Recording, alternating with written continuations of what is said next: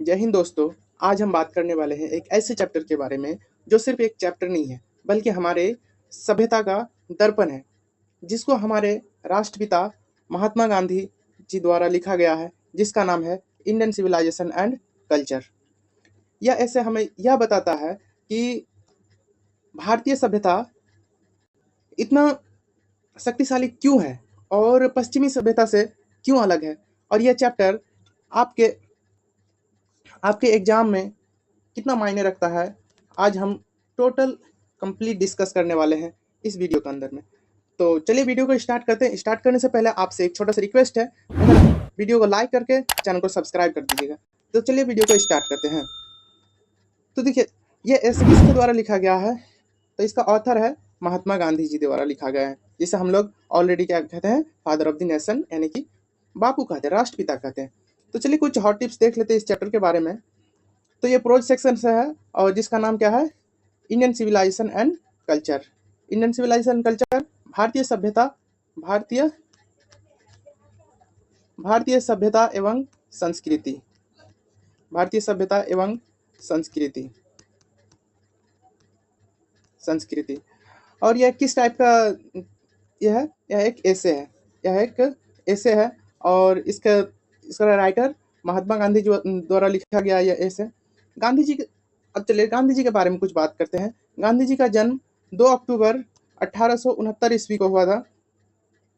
2 अक्टूबर 1869 ईस्वी को हुआ था, गुजरात में। कहाँ पे? गुजरात में, गुजरात के पोरबंदर जगह में। और गांधी जी को 30 जनवरी 1948 ईस्वी को गांधी जी की हत्या कर दिया जाता है। गांधी जी को और बापू के नाम से भी जाना जाता है। गांधी जी को इसे फादर ऑफ द नेशन भी कहते हैं। यह एक स्पिरिचुअल लीडर थे, मतलब आध्यात्मिक नेता थे। और ये गांधी जी हमेशा सत्य और अहिंसा के पुजारी थे। हमेशा सत्य एवं अहिंसा को फॉलो करते थे गांधी जी। गांधी जी एक महान स्वतंत्रता सेनानी भी थे। गांधी जी के द्वारा कुछ फेमस कलेक्शन जिसके बारे में हम बात कर लेते हैं, जिसका नाम है माय एक्सपेरिमेंट विथ ट्रूथ, यानी कि इसका हिंदी है सत्य के साथ मेरा प्रयोग। सत्य के साथ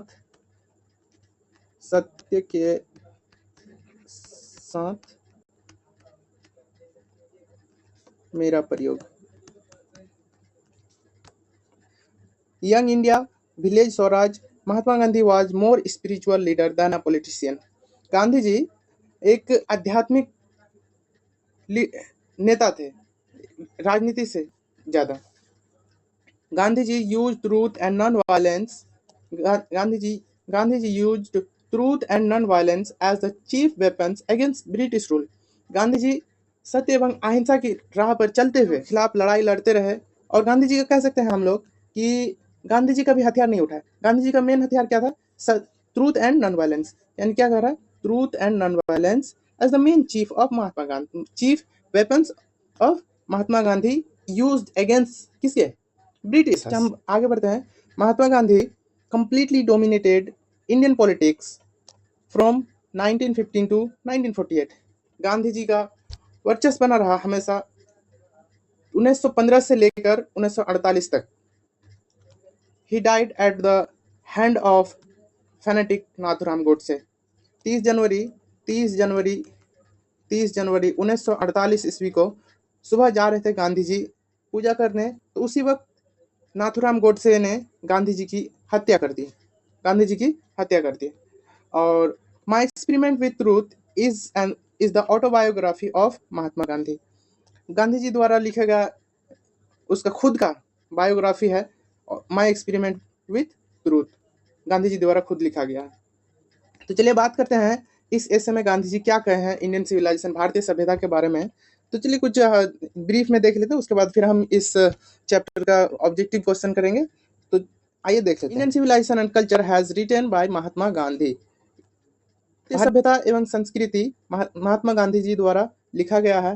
ही is the father of the nation, उसे राष्ट्रपिता के नाम से भी जाना जाता है। In this essay he has described the silent feature of Indian civilisation and culture. यह ऐसे में महात्मा गांधी भारतीय सभ्यताओं की और भारतीय सभ्यता एवं संस्कृति के मुख्य विशेषताओं का वर्णन करते हैं। In his opinion the foundation of Indian civilisation is very strong. भारतीय सभ्यता का जो नींव है बहुत ही मजबूत है। No one no one in the world can defeat it. कोई भी इसे दुनिया में पराजित नहीं कर सकता है। It has withstood on the test of time. यह समय के साथ खरा उतरा है भारतीय सभ्यता। Through through it is unchanged yet it is the most ancient and strongest civilisation.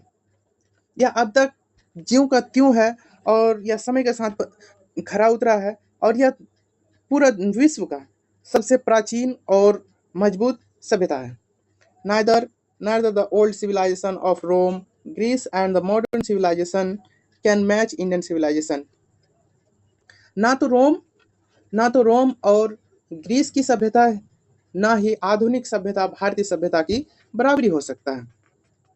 यह दुनिया की उसका क्या करा फिर यह दुनिया की it is superior to other civilisation of the world. यह जितने दूसरे सिविलाइजेशन है, सभ्यता है पूरे वर्ल्ड में, आप देखें ग्रीस के सिविलाइजेशन, रोम का सिविलाइजेशन, जितना भी देखे तो इनका बराबरी नहीं कर सकता है।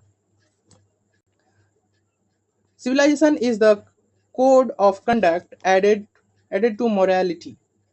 आचरण के नियमावली को दर्शाता है। हमारी सभ्यता क्या दर्शाता है? हमारा आचरण को ही दर्शाता है। हम हमारे मोरल बीइंग किस तरह, आप किसी दूसरे से किस तरह बिहेव करते हैं, आप किस तरह उससे इंटरेक्ट करते हैं, तो यही तो हमारी सभ्यता दर्शाता है कि आप एक दूसरे से किस तरह मिलते हैं, किस तरह जुलते हैं। तो यही सभ्यता हमें बताती है।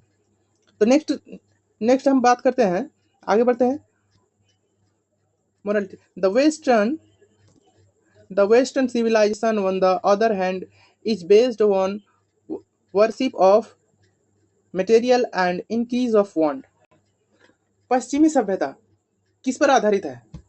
Worship of material and increase want, यानी कि वो वस्तुवाद और हमेशा कुछ ना कुछ चाहते रहते हैं, वस्तुवाद पर आधारित है। पश्चिमी सभ्यता वास्तुवाद पर आधारित है। They have no faith in divine power. उनको आत्मीय शक्ति पर, उन्हें अलौकिक शक्ति पर विश्वास ही नहीं है पश्चिमी सभ्यता वाले को। Our ancestor like village life against city life. हमारे जो पूर्वज थे वे गांव में रहना पसंद करते थे शहरों के सिवाय। They practice true home rule. They believe in the proper use of hand and feet. Their wants were limited. यहाँ क्या कह रहा है सुनिए आप लोग। जो हमारे जो पूर्वज थे वे ये कहना चाह रहे हैं यहाँ पे कि गांव में रहना पसंद करते थे और वास्तविक आनंद घर में ही रहकर महसूस करते थे। वे हाथ और पाँव के उचित इस्तेमाल में विश्वास रखते थे और उनकी इच्छाएं सीमित थी। So they were happy. इसलिए वे लोग खुश थे। Simple living and high thinking was the motto of their life. हमारे पूर्वजों के एक मोटो क्या था? हमारे पूर्वजों का मोटो था simple living and high thinking. सादा जीवन उच्च विचार उनके जीवन का एक लक्ष्य था। उसके बाद कह रहा, Gandhi ji tells there is no harm in assimilating good thing from other countries civilisation. Gandhi ji कहते हैं कि दूसरे देशों की सभ्यता से कुछ अच्छा चीज आत्मसात करना गलत बात नहीं है, गलत ही नहीं है। हम इस तरह हम इसको ले सकते हैं कि अगर कोई सिविलाइजेशन में, कोई कल्चर में अगर कुछ अच्छाई चीज है तो अगर हम उसको एडॉप्ट कर ले तो इसमें कौन सी बुरी बात है? इससे गांधी जी यही कहना चाह रहे थे कि अगर उन लोगों के कल्चर में, उन लोगों के सिविलाइजेशन में अगर कुछ अच्छा चीज है तो हम उसे अपने अंदर एडॉप्ट कर लेंगे। तो नेक्स्ट हम आगे बढ़ते हैं। Our civilisation is situated to our needs and environment. हमारी सभ्यता हमारे आवश्यकता एवं वातावरण के अनुसार उचित है। Their civilisation is situated to their needs and environment. Really Indian civilisation has no parallel in the world. वे लोग कह रहे हैं उन लोगों की सभ्यता उन लोगों के आवश्यकता एवं वातावरण के अनुसार। यहाँ की कहाँ किस सभ्यता के बारे में बात हो रही है? Western western western western civilisation. Gandhi ji कह रहे हैं कि हमारी सभ्यता हमारे अकॉर्डिंग बनाया गया है और उन लोगों का सभ्यता उन लोगों के अकॉर्डिंग, उन लोगों के इन्वायरमेंट के अकॉर्डिंग बनाया गया है। तो चलिए कुछ हम बात कर लेते हैं। यहाँ पे वही कह रहा है कि भारतीय सभ्यता एवं संस्कृति महात्मा गांधी जी के द्वारा लिखा गया, वे राष्ट्रपिता है। इससे पहले भी मैंने आपको बता दिया ऊपर वीडियो स्टार्ट करने से पहले ही। अगर आप अभी तक यहाँ तक वीडियो देख लिए हैं तो आपसे एक छोटा सा रिक्वेस्ट है कि वीडियो को लाइक करके चैनल को सब्सक्राइब कर देंगे। तो चलिए आगे बढ़ते हैं। इस निबंध में वे भारतीय सभ्यता एवं संस्कृति के मुख्य उद्देश्यों का वर्णन करते हैं। उनके विचारों में भारतीय सभ्यता एवं संस्कृति का नींव बहुत मजबूत है। गांधी जी कहते हैं हमें दुनिया में कोई भी इसे पराजित नहीं कर सकता। यह समय की कसौटी पर खरा उतरा है। यह समय की कसौटी पर खरा उतरा है। सॉरी दोस्तों, यहाँ पे खड़ा नहीं होगा, आप लोग इसको सुधार लेंगे। यहाँ पे खड़ा नहीं होगा बल्कि मैं इसे सुधार देता हूँ। ये होगा यहाँ पे खरा उतरा है, खरा उतरा है।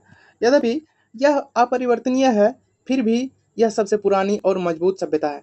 किसकी बात कर रहे हैं? इंडियन सिविलाइजेशन पूरे वर्ल्ड की सबसे एंशिएंट एंड स्ट्रॉन्गेस्ट सिविलाइजेशन है। ना तो रोम और ना ही यूनान की पुरानी सभ्यता और ना ही आधुनिक सभ्यता भारतीय सभ्यता की बराबरी कर सकती है। यहाँ कह रहे हैं गांधी जी, ना तो रोम की सभ्यता ना यूनान की सभ्यता। यूनान जैसा अभी के दौर में आप ये कह सकते हैं, इजिप्ट कह सकते हैं। इजिप्ट की सभ्यता, इंग्लिश में जिसे क्या कहते हैं, यूनान को इजिप्ट की सभ्यता कहते हैं। और ना ही आधुनिक सभ्यता जो कि अभी मॉडर्न सिविलाइजेशन है, इसकी बराबरी भारतीय सभ्यता की बराबरी कर ही नहीं सकता, कतई रूप से नहीं कर सकता। यह सभ्यता अन्य सभ्यताओं से श्रेष्ठ है। क्या कर रहा है? यह सभ्यता दूसरे वेस्टर्न सिविलाइजेशन आप देख लीजिए, ग्रीस का सिविलाइजेशन को ले लीजिए या फिर आप रोमन सिविलाइजेशन ले लीजिए, इवन वर्ल्ड के कोई भी सिविलाइजेशन को ले लीजिए को, जो कि इंडियन सिविलाइजेशन को बीट नहीं कर सकता। तो आगे हम बढ़ते हैं। सभ्यता आचरण की नियमावली को दर्शाता है जो नैतिकता से जुड़ी हुई होती है। यह हमारी नैतिकता को ऊंचा उठाता है। दूसरी ओर पश्चिमी सभ्यता वस्तु की पूजा तथा भौतिक वृद्धि पर आधारित है। मैंने इससे पहले भी आपको कहा कि वेस्टर्न सिविलाइजेशन जो है कि वो मटेरियलिज्म पर आधारित है और वे लोग हमेशा चाहते हैं नए नए आविष्कार करना। और भले ही सब कुछ वेस्टर्न सिविलाइजेशन में नए नए आविष्कार हुए तो वे लोग मटेरियलिज्म पे ज्यादा बिलीव करते हैं। उन्हें ईश्वर में विश्वास नहीं है। वे पूर्वज यानी कि वेस्टर्न सिविलाइजेशन की बात कर रहा है कि आप लोग देखेंगे कि जितने भी पश्चिमी देश के लोग हैं तो वे लोग ईश्वर पर विश्वास नहीं करते। वे लोग ईश्वर पर विश्वास नहीं करते हैं, ईश्वर में विश्वास ही नहीं करते हैं। हमारे पूर्वज शहरी जीवन की तुलना में ग्रामीण जीवन को पसंद करते थे। हमारे जो पूर्वज थे, एंसेस्टर थे, वे शहर की जीवन से अच्छा गांव के जीवन को पसंद करते थे। वे आत्मसान में विश्वास रखते थे। उनका जीवन सरल एवं उच्च विचार पर आधारित था। यहाँ पे उनका जीवन का एक लक्ष्य था, क्या? Simple living and high thinking आधारित था। वे अपने जीवन में हाथ और पाँव के उचित इस्तेमाल में विश्वास रखते थे। आज हम लोग क्या करते हैं? आज हम लोग के ऊपर वेस्टर्न सिविलाइजेशन इस तरह से हावी हो चुका है कि हम लोग 10 कदम दूर पैदल नहीं जाएंगे तो साइकिल से जाएंगे या फिर बाइक लेके जाएंगे। और हमारे जो एंसेस्टर थे वे हाथ और पैर का उचित इस्तेमाल करते हैं। अभी भी देख लीजिएगा, खास करके गांव में देख लीजिएगा, हमारे दादा दादा लोग, इवन की देखिएगा गांव में जो भी हमारे बूढ़े बुजुर्ग लोग हैं तो उनको देखिएगा वे सुबह सुबह सुबह जगेंगे, टहलते टहलते 1 किलोमीटर दूर कहीं चले जाएंगे, वे वापस घर आ जाएंगे। तो वे उन लोग हमारे पूर्वज जो है वे हाथ और पैर का अच्छा से इस्तेमाल करते थे। अभी के जनरेशन में क्या हुआ? अभी आप लोग अगर 2 बार 4 बार छत से चढ़ के ऊपर नीचे उतर जाइएगा तो आप लोग का सांस फूलना स्टार्ट हो जाएगा। और हमारे पूर्वज जो थे उन लोगों में ये सब की कोई दिक्कत ही नहीं थी। नेक्स्ट हम आगे बढ़ते हैं। यहाँ क्या करा? उनकी इच्छाएं सीमित थी। उन लोग का जो भी डिजायर है उनकी इच्छाएं सीमित थी। और अभी के जमाने में क्या आ गया कि आप देख सकते हैं किसी को भी चाहिए, अभी जिस तरह अभी टेक्नोलॉजी का ज़माना आ गया है। सब कोई चाहता है कि उनकी क्या कमाई 10 रुपया का है और उनका डिज़ायर क्या है कि हम 1 लाख का आईफ़ोन ले लें। यहाँ पे बजट उसका 10 रुपया का है और चाहता है कितना का? 1 लाख का फ़ोन। तो इसलिए अभी के जनरेशन का जो कि इन लोग का डिज़ायर अनलिमिटेड है और हमारे पूर्वजों का डिज़ायर लिमिट था। तो यही कह रहा, उनकी इच्छाएँ सीमित थी, इसलिए वे प्रसन्न रहते थे और अभी वे लोग तभी खुश रहते थे, उन लोगों को कोई डिप्रेशन, कोई इस तरह बीमारी नहीं होता। अभी खासकर अभी के जनरेशन में सब कोई डिप्रेस रहता है। महात्मा गांधी कहते हैं कि अन्य देशों की सभ्यता महात्मा गांधी ये भी कहते हैं कि अन्य देशों की सभ्यता की अच्छी चीज़ आत्मसात करना गलत नहीं है।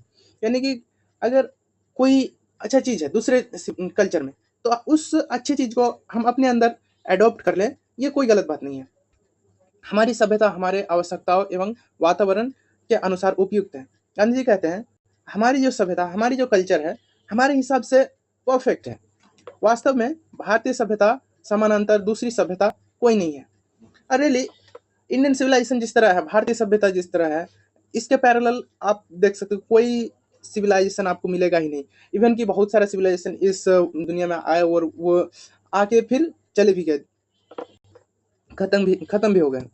तो आगे बढ़ते हैं हम। इस चैप्टर का कुछ वर्ड मीनिंग लेके आए हैं, उसके बाद ऑब्जेक्टिव क्वेश्चन करेंगे।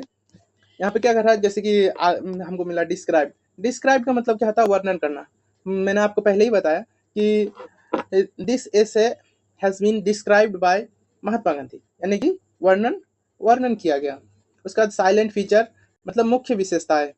ओपिनियन, हम लोग क्या कहते हैं, कहीं भी जाते हैं, चार दोस्त बैठते हैं एक जगह घूमने जाने का बात करते हैं, तो एक दूसरे से अपना अपना ओपिनियन शेयर करते हैं कि क्या आपका ओपिनियन है, क्या आपका ओपिनियन है। तो इस ओपिनियन का हिंदी होता है विचार। उसका नेक्स्ट वर्ड की हम जो बढ़ेंगे, फाउंडेशन। फाउंडेशन मतलब होता है न्यू। नेक्स्ट वर्ड की बात करेंगे हम, डिफीट या बीट मतलब पराजित करना।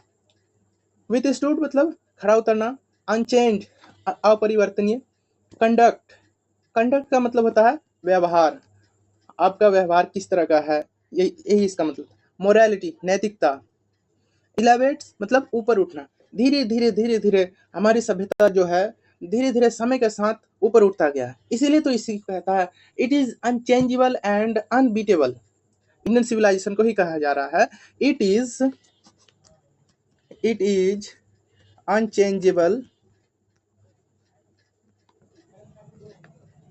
Unchangeable and unbeatable. इसीलिए ना कहा गया भारतीय सभ्यता को क्या क्या, it is unchangeable and unbeatable in the world. तो नेक्स्ट वर्ड की ओर हम बढ़ते हैं। बेस्ड मतलब आधारित, कोई चीज किस बेस पर है इसीलिए उसको क्या कहता है, आधारित। एंसेस्टर हमारे पूर्वज। उसके बाद फेवर पक्ष। मोटो लक्ष्य।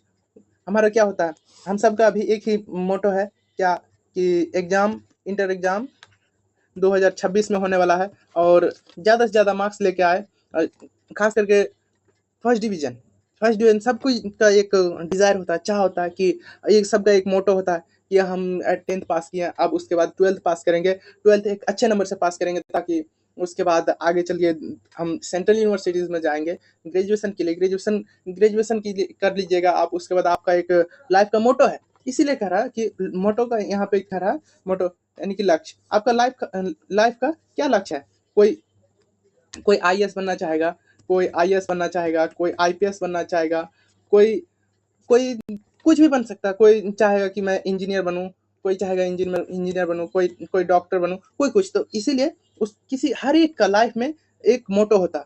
आप लोगों का भी लाइफ का एक मोटो होगा। उसके बाद कह रहा है एसिमिलेटिंग मतलब आत्मसात करना, अपने अंदर एब्जॉर्ब करना। गांधी जी वही ना कहे हैं कि अगर कोई अच्छी चीज है दूसरे कल्चर में, तो उसको अपने अंदर एडॉप्ट करना, अपने अंदर समा लेना, ये गलत बात नहीं है। उसके बाद नेक्स्ट वर्ड की ओर हम बढ़ेंगे, पैरेलल का मतलब क्या कह रहा है, समांतर। मतलब अगर आप पैरेलल समांतर, गांधी जी यही ना कहें कि इंडियन सिविलाइजेशन के पैरेलल कोई भी सिविलाइजेशन नहीं है इस वर्ल्ड में। तो आइए हम अब बात करते हैं, ऑब्जेक्टिव सेशन आ गया आपका। तो ऑब्जेक्टिव क्वेश्चन जल्दी जल्दी आप लोग सॉल्व करेंगे। फर्स्ट क्वेश्चन की ओर हम बढ़ते हैं। तो फर्स्ट क्वेश्चन में कह रही है कि simple living and high thinking is base of, सादा विचार, सादा जीवन उच्च विचार किसका आधार है? आपका ऑप्शन है ईरानियन सिविलाइजेशन का, ऑप्शन बी इंडियन सिविलाइजेशन का, option C American civilisation, option D European civilisation. तो पहले ही हम अब पढ़ के आए हम लोग, क्या कहा, एक मोटो है हमारा, हमारे पूर्वजों का एक मोटो है, simple living and high thinking is the base of Indian civilisation. तो इसका ऑप्शन हमारा ऑप्शन बी करेक्ट हो जाएगा। नेक्स्ट क्वेश्चन की ओर हम बढ़ते हैं। Pharaohs were rulers of ancient, pharaoh प्राचीन कहाँ के शासक थे? फराओ कहाँ के शासक थे? ऑप्शन है आपका Egypt, option B Russia, option C India, option D Greece. तो इसका राइट आंसर हो जाएगा, आप लोग कमेंट सेक्शन में आप इसका आंसर देंगे, तो इसलिए क्वेश्चन नंबर 2 का राइट आंसर हो जाएगा इजिप्ट। ऑप्शन ए हमारा सही हो जाएगा। नेक्स्ट क्वेश्चन की ओर हम मूव करते हैं। क्वेश्चन नंबर 3 है dash were rulers of Egypt, Egypt के रूलर्स को क्या कहते हैं? Option A tsar, option B pharaohs, option C kings, option D sultan. तो आप अगर इस क्वेश्चन को थोड़ा सा दिमाग लगाएंगे तो क्वेश्चन में क्या कर रहा है, दूसरे नंबर में question same to same question वही है, pharaohs were rulers of ancient Egypt है, तो सेम टू सेम अभी वही क्वेश्चन है आपका। क्वेश्चन नंबर 3 कह रहा है कि dash were rulers of Egypt, तो यहाँ हो जाएगा आपका फराउज, इसलिए pharaohs were rulers of Egypt, इसलिए ऑप्शन बी हमारा करेक्ट हो जाएगा। नेक्स्ट क्वेश्चन की ओर हम मूव करते हैं। Question number 4, Gibbon is associated with, Gibbon किससे संबंधित है? ऑप्शन ए आपका किंग से, option B Greece, option C Italy, option D France. तो क्वेश्चन नंबर हमारा 4 का राइट आंसर हो जाएगा इटली। इटली का शासक को क्या कहा जाता? गिब्बन कहा जाता है, इसलिए हमारा राइट आंसर ऑप्शन ए हो जाएगा। नेक्स्ट क्वेश्चन की ओर हम मूव करते हैं। क्वेश्चन नंबर 5 है our forefather did not invent machinery because, हमारे जो पूर्वज थे वे लोग मशीनों का आविष्कार क्यों नहीं किए? इस इंडियन सिविलाइजेशन एंड कल्चर के अनुसार आपको यहाँ पे ऑप्शन आंसर देना है कि this would have made us pride, this would have made us lazy, this would have made us ignorant, this would have made us smart. तो हमारे पूर्वज मशीनों का आविष्कार क्यों नहीं किए? क्योंकि वे जानते थे, तो वे जानते थे कि अगर हम मशीनों का आविष्कार करेंगे इस ऐसे के अनुसार, अगर हम मशीनों का आविष्कार करेंगे तो हम क्या हो जाएंगे, हम आलसता का शिकार हो जाएंगे। तो इसीलिए क्वेश्चन नंबर 5 का हमारा राइट आंसर हो जाएगा option number B, this would have made us lazy. तो ऑप्शन नंबर बी हमारा राइट आंसर हो जाएगा। नेक्स्ट क्वेश्चन की ओर हम मूव करते हैं। My experiment with truth was written by, सत्य के साथ मेरा प्रयोग किसके द्वारा लिखा गया? तो चलिए नेक्स्ट ऑप्शन की ओर हम मूव करते हैं। Option A Maulana Abul Kalam Azad, option B Jawaharlal Nehru, option C Sardar Patel, option D Mahatma Gandhi. तो पहले ही मैंने बात किया माई एक्सपेरिमेंट विथ ट्रूथ, तो इसका राइट आंसर हो जाएगा महात्मा गांधी जी द्वारा लिखा गया है। महात्मा गांधी को फादर ऑफ द नेशन भी कहते हैं, इसलिए इसका राइट आंसर डी हो जाएगा। और मौलाना अबुल कलाम आजाद के बारे में कुछ बात कर लेते हैं। मौलाना अबुल कलाम आजाद भारत के प्रथम कौन थे? फर्स्ट एजुकेशन मिनिस्टर थे। मौलाना अबुल कलाम आजाद फर्स्ट एजुकेशन मिनिस्टर थे। और जवाहरलाल नेहरू फर्स्ट पीएम थे। उसके बाद महात्मा गांधी जी को तो बापू के नाम से भी जाना जाता है। नेक्स्ट क्वेश्चन, इसलिए इस क्वेश्चन नंबर 6 का राइट आंसर हो जाएगा ऑप्शन नंबर डी हमारा राइट आंसर हो जाएगा। नेक्स्ट क्वेश्चन की ओर हम मूव करते हैं। The people of Europe learn their lesson from the writing of the man of, क्या कह रहा कि यूरोप के लोगों ने किस चीज से सीखा, किन लोगों से सीखा? कह रहा ऑप्शन ए ब्रिटेन से, option B Germany, option C Spain, option D आपका ग्रीस और रोम।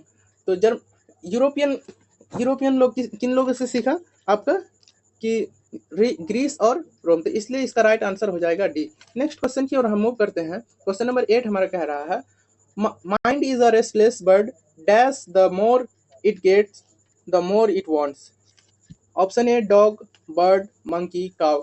तो आई थिंक हमको लगता है कि इस क्वेश्चन में आप लोग को कोई दिक्कत हुआ होगा। क्या है? The mind is a restless bird, तो इसलिए इसका ऑप्शन हमारा बी हो जाएगा राइट आंसर। मन एक मन एक बेचैन चिड़िया है जिसको कितनों भी, देखिए अगर आप कोई चीज, अगर आप अपने माइंड में कंट्रोल कर लिए, अगर आप अपने आप में कंट्रोल कर लिए, तो आप कोई भी चीज हासिल कर सकते हैं। तो नेक्स्ट क्वेश्चन की ओर हम मूव करते हैं। क्वेश्चन नंबर 9 कह रहा है, I am no hater of dash. I I यहाँ किसको बिलोंग कर रहा? महात्मा गांधी को बिलोंग कर रहा। क्या कर रहा? मैं किन लोगों के खिलाफ नहीं हूँ, डैश, ईस्ट, नॉर्थ, वे, साउथ, वेस्ट। तो गांधी जी कह रहा है कि मैं वेस्टर्न सिविलाइजेशन के खिलाफ नहीं हूँ, क्योंकि वे उन लोगों का कल्चर है, उन लोगों के अनुसार वो कल्चर बना है, और इंडियन सिविलाइजेशन हम लोगों का कल्चर हमारे समय के साथ वो बना है। तो इसलिए गांधी जी वेस्टर्न सिविलाइजेशन के खिलाफ नहीं थे, इसलिए 9 का आंसर हमारा डी हो जाएगा राइट आंसर। नेक्स्ट क्वेश्चन की ओर हम मूव करते हैं। क्वेश्चन नंबर 10 क्या कह रहा है, the world famous Attic civilisation in, विश्व प्रसिद्ध एटिक सभ्यता कहाँ से संबंधित है? Option A Greece, option B Italy, option C Spain, option D Portugal. तो क्वेश्चन नंबर हमारा 10 का राइट आंसर हो जाएगा एटिक सिविलाइजेशन, जो कि ग्रीस से संबंधित है, इसलिए ऑप्शन ए हमारा राइट आंसर हो जाएगा। नेक्स्ट क्वेश्चन की ओर हम मूव करते हैं। क्वेश्चन नंबर 11 क्या कर रहा है, प्लेन, यहाँ पे आप लोग देख सकते हो कुछ छोटा हुआ, प्लेन लिविंग यहाँ पे नहीं होगा, यहाँ पे पहले होगा सिंपल लिविंग। तो आप लोग यहाँ पे माइंड नहीं कीजिएगा, टाइपिंग मिस्टेक हो गया यहाँ पे। Simple living and high thinking is the motto of, सादा जीवन उच्च विचार किन लोगों का लक्ष्य था आपका? Eastern philosopher, western philosopher, option C northern philosopher, option D Chinese philosopher. तो क्वेश्चन नंबर 11 का हमारा राइट आंसर हो जाएगा simple living and high thinking, sorry यहाँ पे plain living and high thinking is the motto of western philosopher, इसलिए हमारा question number 11 का राइट आंसर हो जाएगा बी। नेक्स्ट क्वेश्चन की ओर हम मूव करते हैं। Sacrifice the soul aim of, sacrifice sole aim of क्या कह रहा है? Sacrifice the soul aim of Indian civilisation and culture, Roman culture and Greek civilisation, option D Chinese civilisation. तो sacrifice is the soul aim of, हमारा जो Indian civilisation है वो हमारे बहुत सारे ऋषियों के तपस्या के द्वारा, ये सोल एम ऑफ आत्मा से बना हुआ, आत्मा से रिलेटेड है, ये भी कह सकते हैं आप। तो इसका राइट आंसर हो जाएगा क्वेश्चन नंबर 12 का ऑप्शन नंबर हमारा ए राइट आंसर हो जाएगा। नेक्स्ट क्वेश्चन की ओर हम मूव करते हैं। क्वेश्चन नंबर 13 क्या कह रहा है, sacrifice is the soul aim of our, फिर वही क्वेश्चन क्या कह रहा है, sacrifice is the soul aim of our क्या है? Farmers, philosophers, scientist and rishis. तो यहाँ पे इसका राइट आंसर हो जाएगा क्वेश्चन नंबर 13 का राइट आंसर हो जाएगा sacrifice is the soul aim of our rishis, option number D हमारा राइट आंसर हो जाएगा। जल्दी जल्दी से आप लोग वीडियो को लाइक करके चैनल को सब्सक्राइब कर दीजिएगा, ताकि इस तरह की वीडियो सबसे पहले आप तक पहुंचे। और मैं एग्जाम सीरीज स्टार्ट कर रहा हूं आज से, आप लोगों को कंप्लीट डेली वीडियो मिलेगी। एग्जाम सीरीज 2026, इस exam series exam series 2026 complete, इसमें आपको डेली वीडियो अपलोड होती रहेगा और आपको इसी तरह के वीडियो मिलते रहेंगे। नेक्स्ट क्वेश्चन की ओर हम मूव करते हैं। क्वेश्चन नंबर 14 कह रहा है, dash view large cities as snares and unless encumbrance. क्या कह रहा है? किसने देखा? क्वेश्चन नंबर 14 क्या कह रहा है कि किसने देखा कि शहर एक अनसुलझी जाल की तरह है? तो क्वेश्चन ऑप्शन कह रहा है Romans, Italians, Germans, our ancestor. तो हमारे पूर्वज ही ना चाहते थे कि वे गांव छोड़कर शहर नहीं जाना चाहते, इसलिए इसका राइट आंसर डी हो जाएगा। वे जानते थे कि शहर एक ऐसा जाल है, अगर उसमें फंस गए तो आप उससे निकल नहीं पाएंगे, अनावश्यक बोझ बढ़ता जाएगा, आप उससे निकल ही नहीं पाएंगे गांव में। इसीलिए हमारे पूर्वज जो थे वे गांव में ही रहना पसंद करते थे। नेक्स्ट क्वेश्चन की ओर हम मूव करते हैं। क्वेश्चन नंबर 15 कह रहा है, dash were satisfied with small village. तो मैंने आपको बताया क्या कि हमारे जो पूर्वज थे वे गांव में ही रहना पसंद करते थे, और वे गांव में ही सेटिस्फाइड थे, संतुष्ट थे। इसलिए इसका राइट आंसर हो जाएगा our ancestor, option number C हमारा राइट आंसर हो जाएगा। नेक्स्ट क्वेश्चन की ओर हम मूव करते हैं। क्वेश्चन नंबर 16 क्या कह रहा है कि he was more spiritual leader than a politician. कौन थे? Option A Pandit Jawaharlal Nehru, option B Lal Bahadur Shastri, option C Mohandas Karamchand Gandhi, option D Lokmanya Tilak. कौन थे? क्या कर रहा है? He was more spiritual leader than a politician. वह राजनीति से बढ़कर एक आध्यात्मिक नेता थे। कौन? इसमें बात किसका किया गया है? इस महात्मा गांधी। ऑब्वियसली बात है, महात्मा गांधी जो थे कि स्पिरिचुअल लीडर थे, वे आध्यात्मिक गुरु थे। राजनीति से भी बढ़कर गांधी जी आध्यात्मिक गुरु थे। इसलिए इसका राइट आंसर हो जाएगा ऑप्शन नंबर सी हमारा राइट आंसर हो जाएगा। नेक्स्ट क्वेश्चन की ओर हम मूव करते हैं। क्वेश्चन नंबर 17 क्या कर रहा है? Which civilisation is not beaten in the world. को किस सिविलाइजेशन को इस दुनिया में नहीं पराजित किया जा सकता, नहीं हराया जा सकता है? तो इसका ऑप्शन है Greek civilisation, Indian civilisation and pharaohs civilisation and Chinese civilisation. तो किस सिविलाइजेशन को पूरे वर्ल्ड में बीट नहीं किया जा सकता? तो ऑब्वियसली बात है, इसका राइट आंसर बी हो जाएगा हमारा राइट आंसर। तो दोस्तों, आपको कितना सही हो रहा आपका आंसर हमें कमेंट कीजिएगा और जल्दी जल्दी वीडियो को लाइक कीजिएगा। तो नेक्स्ट क्वेश्चन की ओर हम मूव करते हैं। क्वेश्चन नंबर 18 क्या कह रहा है? Who imagine that they will avoid the mistake of Greece and Rome. किसने इमेजिन किया कि ग्रीस और रोमन साम्राज्य ने जो मिस्टेक किया, गलती किए, वो नहीं करना चाहते थे? Option A Indian, option B Chinese, option C Japanese, option D Europeans. तो क्वेश्चन नंबर हमारा 18 का राइट आंसर हो जाएगा यूरोपियंस जो थे वे लोग ये पहले इमेजिन किए कि रोमन सभ्यता और ग्रीस के सभ्यता से वे लोग ये सीखे कि इन लोगों ने जो गलती की है, हम लोग को वो गलती नहीं करना है। तो इसलिए इसका राइट आंसर हो जाएगा option number D right answer हो जाएगा। नेक्स्ट क्वेश्चन की ओर हम मूव करते हैं। क्वेश्चन नंबर 19 क्या कर रहा है? The charge against India is that. European लोगों ने इंडिया के खिलाफ क्या चार्ज किया, क्या चार्ज लगा था? वे लोग क्या कहते थे इंडिया के खिलाफ? Her civilisation is very old, her people are so uncivilised, ignorant and stolid. मतलब क्या कह रहे थे कि, and option C it ignored the writing of the Greek, its ancestor disordered people from luxurious and pleasures।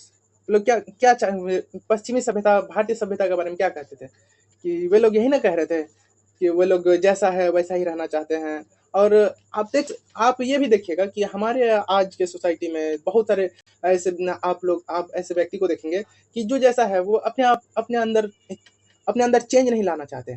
तो इसलिए question number 19 का right answer हो जाएगा her people are so uncivilised, ignorant and stolid. इसलिए ऑप्शन नंबर बी हमारा right answer हो जाएगा। Next question की ओर मूव करते हैं और कुछ ही क्वेश्चन बचा हुआ है, तो इसको जल्दी से हम लोग खत्म कर देंगे। The western civilisation has tendency to privilege.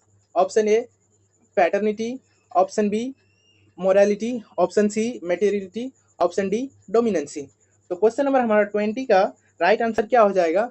Question हमारा right answer option number C right answer हो जाएगा। नेक्स्ट क्वेश्चन की ओर हम मूव करते हैं। Question number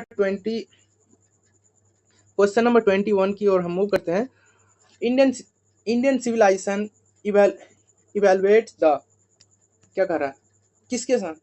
Indian civilisation, option A foundation, option B independence, option C spiritual, option D moral wings. तो question number हमारा 21 का राइट आंसर हो जाएगा यानी कि option number D moral wings. Next question की ओर हम मूव करते हैं। क्वेश्चन नंबर 22 क्या कह रहा? Machinery make us slaves and we loss our. क्या कह रहा? अगर हम वस्तुवाद का आविष्कार कर देते हमारे जो पूर्वज थे, अगर वे क्या कहते थे कि अगर हम मशीनों का आविष्कार कर देते तो हम लोग क्या खो देते? ऑप्शन ए क्या कह रहा? मोरल फाइबर, ऑप्शन बी आउन स्ट्रेंथ, हमारी जो अंदर की ताकत है उसको खो देते, आइडियोलॉजी एंड कैरेक्टर। तो इसका राइट आंसर हो जाएगा हमारी जो नैतिकता थी, इसका ऑप्शन नंबर ए हो जाएगा राइट आंसर। हमारी जो नैतिकता थी वो हम खो देंगे। नेक्स्ट क्वेश्चन की ओर हम मूव करते हैं। क्वेश्चन नंबर 23 क्या कह रहा है कि modern civilisation is mainly the worship of. आधुनिक जो सभ्यता है वो किस पर आधारित है? क्या कह रहा है, किस पर आधारित है? Option A idols, option B materials, option C arts, option D politics. तो आधुनिक सभ्यता किस पर किन किन की पूजा करते हैं? वे मटेरियलिज्म पर ज्यादा विश्वास रखते थे, वे मटेरियलिज्म का पूजा करते थे, इसलिए इसका राइट आंसर हो जाएगा ऑप्शन बी हमारा राइट आंसर हो जाएगा। नेक्स्ट क्वेश्चन की ओर हम मूव करते हैं। क्वेश्चन नंबर 24 क्या कह रहा है कि modern civilisation is based on, modern civilisation यानी कि आधुनिक सभ्यता किस पर आधारित है? Option A imperialism, option B materialism, option C dissatisfaction, option D non violence. तो इसका राइट आंसर हो जाएगा जो आधुनिक आधुनिक सभ्यता है वो मटेरियलिज्म पर आधारित है, इसलिए इसका राइट आंसर ऑप्शन बी हो जाएगा। नेक्स्ट क्वेश्चन की ओर हम मूव करते हैं। क्वेश्चन नंबर 25 क्या कह रहा है? The autobiography of Gandhi ji, Gandhi ji द्वारा लिखा गया बायोग्राफी क्या है? बायोग्राफी का नाम क्या है? Truth and non violence, my encounter with England, option C Swaraj, option D my experiment with truth. तो इसका राइट आंसर हो जाएगा option number D my experiment with truth. And village Swaraj, ये सिर्फ स्वराज नहीं है, ये स्वराज नहीं होगा, गांधी जी द्वारा और क्या लिखा गया था? Village Swaraj, village Swaraj. Next question की ओर हम मूव करते हैं। क्वेश्चन नंबर 26 क्या कर रहा है? Mahatma Gandhi used dash and dash as chief weapons against British. Gandhi ji ने अंग्रेजों के खिलाफ कैसा, यहाँ पे अंग्रेजों के खिलाफ कैसा हथियार यूज किए थे? किस तरह के हथियार यूज किए थे? Option A truth and non violence, option B danda and khadi, option C Swaraj and movement, option D gun and other weapon. तो ऑब्वियसली बात है, हम लोग सभी को जानते हैं गांधी जी सत्य एवं अहिंसा के बहुत बड़े पुजारी थे, तो इसीलिए इसका ऑप्शन हो जाएगा ए हमारा राइट आंसर हो जाएगा। नेक्स्ट क्वेश्चन की ओर हम मूव करते हैं। क्वेश्चन नंबर 27 क्या कर रहा है? Mahatma Gandhi talk about dash of civilisation. Gandhi ji किस सिविलाइजेशन के बारे में बात कर रहे थे?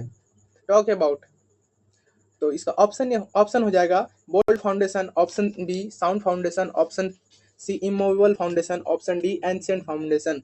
तो गांधी जी जो बात कर रहे थे क्वेश्चन नंबर 27 में, क्या गांधी जी क्या बात कर रहे थे? क्वेश्चन नंबर 27 क्या कर रहा था कि गांधी जी साउंड फाउंडेशन, हमारी जो मजबूत नींव है, उस नींव के बारे में बात कर रहे थे, इसलिए इसका राइट आंसर हो जाएगा ऑप्शन बी राइट आंसर हो जाएगा।